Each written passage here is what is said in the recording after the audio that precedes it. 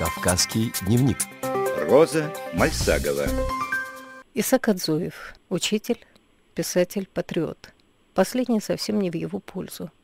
Для моего поколения имя Кадзуева ассоциируется с идеей ингушской государственности. В 80-х он возглавил движение партии Нисху, что означает равенство.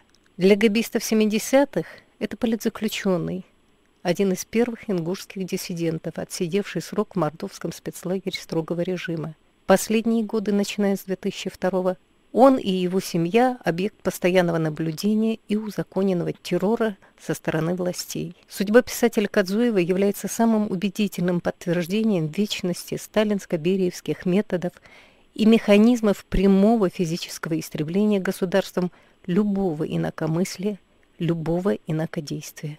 Сегодня эта путинская методика управления облачена в так называемую демократическую вертикаль власти, где продолжает совершенно безнаказанно осуществляться геноцид кавказских народов. Сам писатель своей автобиографии о себе пишет так: «Моя беда в том, что я родился ингушом и в этой неуютной стране с постоянной диктаторской властью.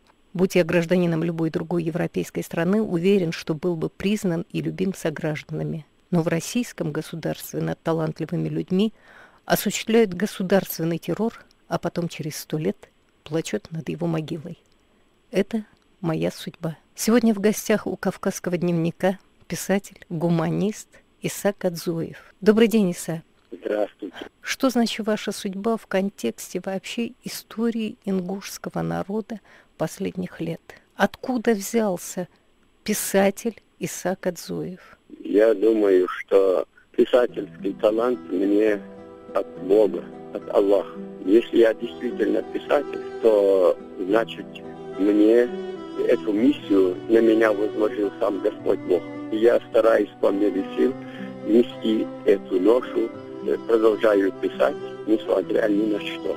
В наше время в России писать правду очень тяжело, потому что нет никакой надежды на то, что мы будем печататься, и нету никакой надежды на то, что вы будете получать возможность общаться со своим миром, то есть с аудиторией, ради которой вы это все пишете.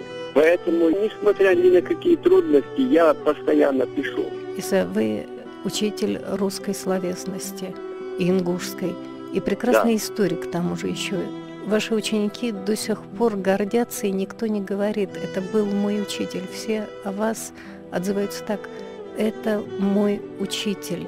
В начале 70-х с вами произошел невероятный случай вообще в истории русских школ, когда вся школа, ваши ученики двинулись в райком партии, когда вас пытались снять с работы, и только этим удалось отстоять вас как своего педагога. Что тогда вообще происходило?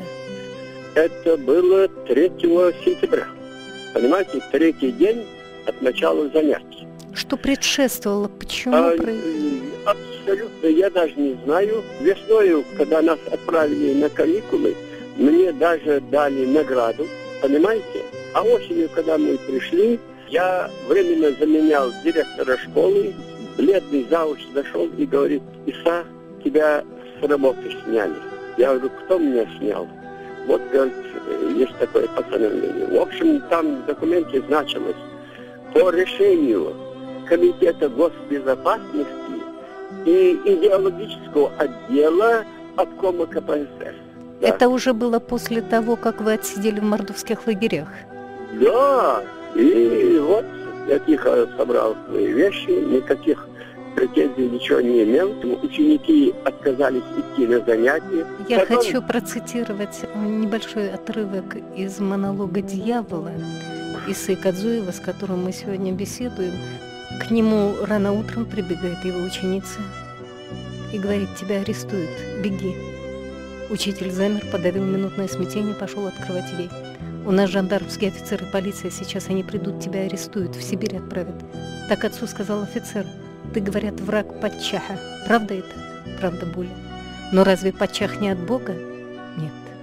Бхиди Молла говорит, что Падчах от Бога. А почему он так сказал? Потому что Бхиди служит не Богу, а Падчаху». А что ты хочешь сделать, учитель? Мы свободный народ. Мы должны вернуть себе право на свободу. Девушка опять засуетилась. Беги скорее, учитель. Мне некуда бежать. Можно бежать с чужбины на родину, но с родины некуда бежать. Иса, ваша личная судьба, трагическая судьба вашей семьи. Скорее всего, речь идет не о персональной боли, а о трагедии вообще всего народа. Я не права? Я меньше всего всегда думал о своей личной судьбе. Это действительно так. Я всегда думал о судьбе своего народа. Что значит судьба одного человека по сравнению с судьбой своего родного народа? Вспомним ваш многотомный роман, который стал буквально настольной книгой всего ингушского народа. И надо сказать откровенно, что его читали тайком. История тысячелетней давности ингушей, начиная со времен татаро-монгольского нашествия. Но такое ощущение, что все пишется о сегодняшних реалиях кавказского народа. Я заметил очень странную вещь. С незапамятных времен ингушский народ постоянно вынужден отстаивать свое право на жизнь и на свободу. И находится в постоянной борьбе. И я должен сказать, очень кровавой борьбе. Что такое вообще отстаивание права на жизнь наравне с другими?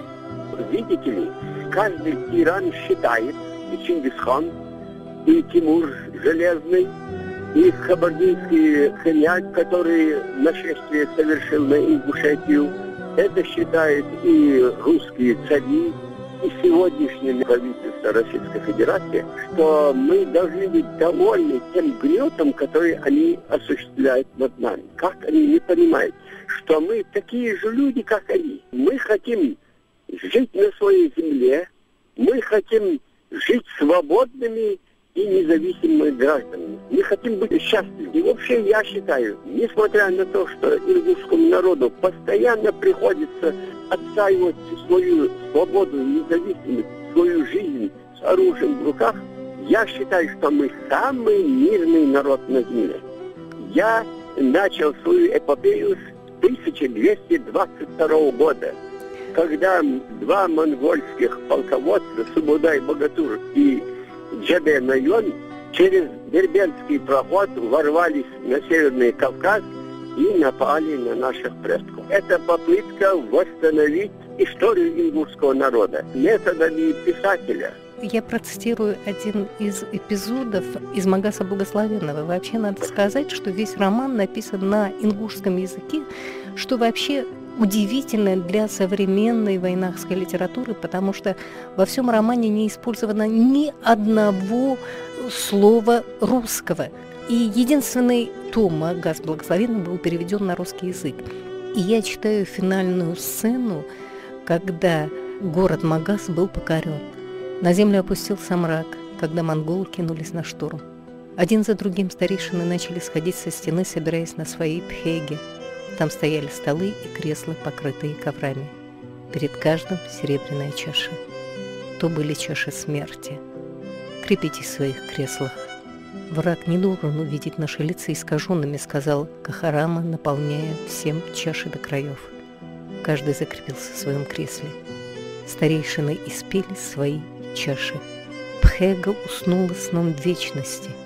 Со всех сторон шли и шли враги через стену в замок. Для Менгухана проложили на Пхегу дорогу, оттаскивая в сторону трупы за руки и за ноги. Он ехал смотреть на тех, что сидели мертвыми на площади. Менгухан не сошел с коня. Это был большой стол. Вокруг него сидело человек 20 в разных позах. Долго хан стоял и смотрел на них. Но ни у одного из них не было искаженного лица. Не сходя с коня, он объехал этот стол. Он искал страх и не нашел его. Иса, что такое все-таки для вас понятие Родины, понятие истины? Истина, борьба, отстаивание права. Для меня понятие Родина – это моя Родина. И я считаю, что я имею право защищать ее теми средствами, которые мне даровал Господь Бог. Каждый достойный человек, писатель, он историк, он гражданин или воин, каждый достойный человек защищает свою родину. Почему мы, ингуши, должны быть лишены возможности защищать свою честь, свое достоинство, свою историю? У нас отобрали родину, нашей родине остался маленький клочок. Отобрали историю, у нас еще языка не отобрали. Мы должны защищать свою остатки, своей культуры остатки всеми доступными нам средствами. Вас иногда обвиняют в разжигании межнациональной розни. Некий депутат Рогозин пытался возбудить против вас уголовное дело после публикации книги «Над бездной», посвященной Анне Политковской. Меня на суд так и не вызвали. Прокуратура сказала, что они не нашли здесь состава преступления. Зрители, такие как Рогозин, они привыкли к тому, что мы постоянно восхваляем старших братьев. Но ведь среди русских есть хорошие люди, плохие люди, как и среди любого другого народа. Бывает умный ингуш, бывает глупый русский. У меня нету ненависти ни к одному народу. Ни к одному народу у меня нету ненависти. Я к мести не призываю. Я призываю к справедливости. 3 эпохи, одна жизнь. Я, наверное, Да. очень стар, если прожил эти 3 эпохи. Если читатель внимательно вчитается в мою книгу, то найдет в ней отражение всех 3 эпох. А стало быть, выходит, я писал свою биографию. Открываю страницу, читаю ее, закрываю, читаю новую, за ней следующую. Боже праведный. Пытаюсь закрыть недочитанную до конца, но она тяжелая, как свинцовая плита, а по ней стекает кровь. Хочу светлой, чистой, свежей страницы. Хочу мира и справедливости. Это история писателя, история патриота Исы Кадзуева. Это история ингушского народа.